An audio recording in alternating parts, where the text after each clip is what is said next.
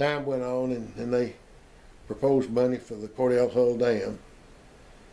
And I saw the handwriting on the wall, and of course it was, you know, Daddy's farm, wasn't my farm. And so I got out, went to Nashville, went to Snelling and Snelling, and I asked them, you know, for a job. I filled out all the paperwork and everything, and they called me in a day or two and said, "We got you a really good interview for a job." I said, "Okay, that'd be great." So I went back down there, and it was a pharmaceutical sales job. And they said, "You really scored great on your test and everything," and said, "We certainly could use a person of your caliber," and all this crap, you know. And I said name and address and telephone number and age and all this kind of stuff. And said, "Now, what school did you graduate from?" And I said, "Well, I did not graduate from college." Well, that's it. Interview was over. I'd have made a hell of a pharmaceutical salesman. I could have sold that stuff. I know that. But anyway, that was it. So then I went back home, and I was all down in the dumps. And so then I said, "Well, you know, I've sold all these cattle and hogs and everything to Neuhoff Packing Company, Swift Company." I said, "Maybe they'll hire me as a buyer, because you could run a hog or head of cattle across there, and I could tell you what they would grade, A, B, C, or good or choice, or whatever it was. And the hog would weigh 200, 210 pounds, and steer would weigh 950, 975 pounds. I could do that easy." They said, "Well, the only thing we've got is a job as a salesman in Knoxville." And I said, "Hell, I never thought about selling anything in my life. I never sold anything. But what do? You got a wife and you got 3 kids. I didn't have a penny. I just didn't have any money at all. I didn't have anything. I had to have a job. That's all there was to it."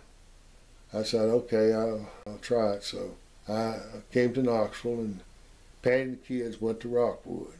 I stayed in Knoxville 3 weeks and driving around, learning my route. Had an old boy from down there at Neuhoff. He was showing me around and introduced me to the different butchers and managers and all this kind of stuff. And they were going to pay me $76.20 a week. That's what I was taking home. And out of that, I had an old orange and black car that I drove around. Didn't have a back seat. Health insurance, and had a little savings plan. I'd put $2.50 a week in a savings plan and everything. And I took home $76.20 a week on there. I always remember that. It was scary coming to Knoxville. It was scary doing something so new and so different. I just had to do what I had to do. That's all it was to it. So I started selling meat, and I would do anything it took to sell meat. I would go on Saturdays. I'd go to butchers, and I'd help them with Saturday. I wouldn't be paid for it, but I'd help them, because by helping them, I'd get them to buy my meats, you know, my old hickory meats. And I said, "Let me come and work with you on Saturday if you'll buy my old hickory meats, or buy my beef, or buy my pork or something." And I built up more of a trade that way. I also coached basketball at St. Joseph School, coached Little League at Fountain City Ballpark. I tried to be part of the community. I kept working, selling meat. The 3rd year, I had a really good price on turkeys, and I sold 2 railroad car loads of turkeys here in Knoxville. I mean, everybody, Cass Walker, and I sold turkeys to everybody. And I sold so many that did so well that Swift said, "Oh, we'd like to promote you." And I said, "That's great. I could use more money." And says, "Well, we'd like to promote you to Hammond Packing Company in Chicago."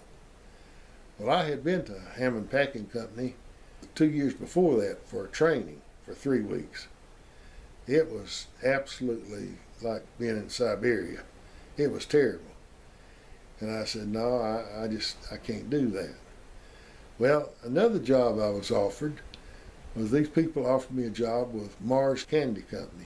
And they said, "You make about $10,000 a year." Well, I had gotten up where I was making about $100 a week, and $10,000 a year sounded fantastic.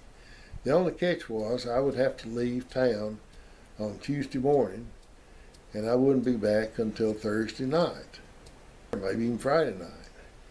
And I had a wife and a big family of children, and I said, I can't do that. I'm not going to do that. I can't leave my family.